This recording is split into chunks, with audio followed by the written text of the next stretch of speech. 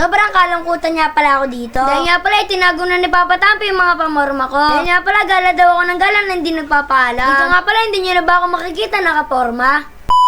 Nagpapanggap na naman dito si Papa Tampi na mekaniko. Kaya nga pala, inayos niya yung motor niya na nabulok. Bali nga pala, tinatanggalan niya ng pintura. Dito nga pala, yung unti-unti ito ni Papa Tampi. Dito nga pala, pag nabuo daw ito, sasamahan ko si Papa Tampi mag-ride. Punta nga pala si Papa Tampi sa likod. Dito nga pala, pinuntaraan na ito ni Papa Tampi nung nakaraan lang. Kaya naman, ninugasan niya na. Dito nga pala, ilalagay ito ni Papa Tampi sa loob. Meron nga pala siya dito napansin. Dito nga pala, wala sa paradahan ng aking bike. Kaya naman, nagtataka nga pala si Papa Tampi. Dahil nga pala, hindi ako nagpaalam sa kanya. Kaya naman, hinahanap ako ni Papa Tampi kung saan-saan. Ito nga pala, hinanap ako sa ilalim ng lababo. Tapos nga pala sa likuran. Hindi niya nga pala ako makita. Kaya naman lumabas nga pala siya ng bahay para hanapin ako. Subalit nga pala, wala ako doon. Kasi nga pala, hindi ako nagpaalam. Makamat nga pala si Papa Tampi sa kanyang ulo. Masok na nga pala siya sa loob. Pansin nga pala ni Papa Tampi si Tampo. Sobrang lungkot. Dito nga pala, nakapalo ko yung Tampo ay 25 lang. Ito nga pala, inaabangan ako ni Papa Tampi. Ayan, si Don David, ayun o. No, sa galing kaya to. Huy, halika dito. Ayan, si Don David guys, kakusapin ko. Halika dito. Tama, patay ka sa mama mo. Bakit? Saan nagpupunta? Nag-ride kasi ako, nabuboring ako dyan sa bahay.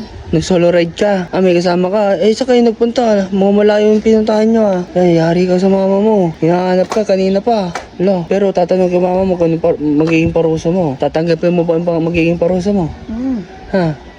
Nangyari ka. Kasalanan ko rin nun. Hindi ka kasi nagpapaalam, dapat nagpaalam ka. Ayan, lagot ka kay mama ha. Tara. Tatanungin ko mama kung anong parusa bibigay sa'yo. Dito nga pala, pinarada ko na yung bike ko. Dahil nga pala, alam ko, napapagalitan ako ni Mama Tampi. Dito nga pala, kapag pinagalitan ako, sabay takbo ko. Siyempre, joke lang yun. Dito nga pala, nag-usap na yung dalawa. Dito nga pala, nakikita sa pagmumukha na nagagalit na sila. Dito nga pala, binigyan na nila sa akin yung hatol. Kaya Don David, sabi ng mama mo, ang parusa sa'yo ay itago daw ang lahat ng pamorma mo.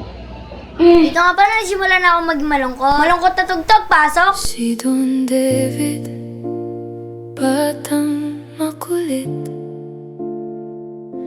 laging nasa labas, di mapigil. So ayun guys, nakakalungkot naman isipin. Ito ang parusa kay Don David. Itatago na natin yung kanyang mga damit guys.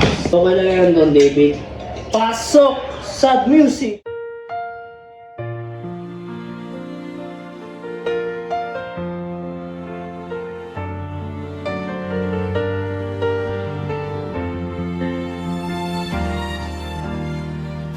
Si Don David, batang makulit,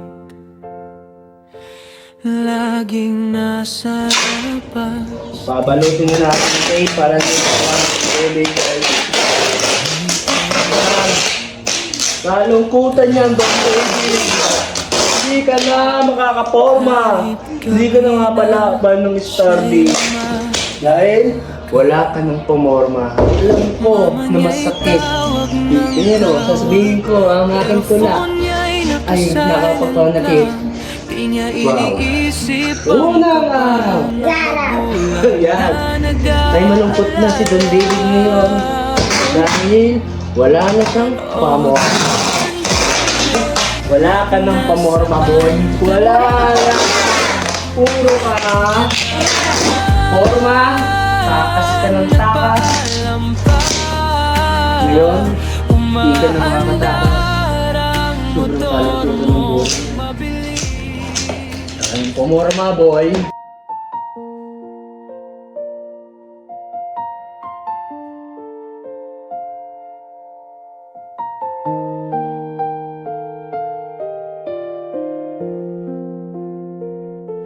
Si Don David, batang makulit,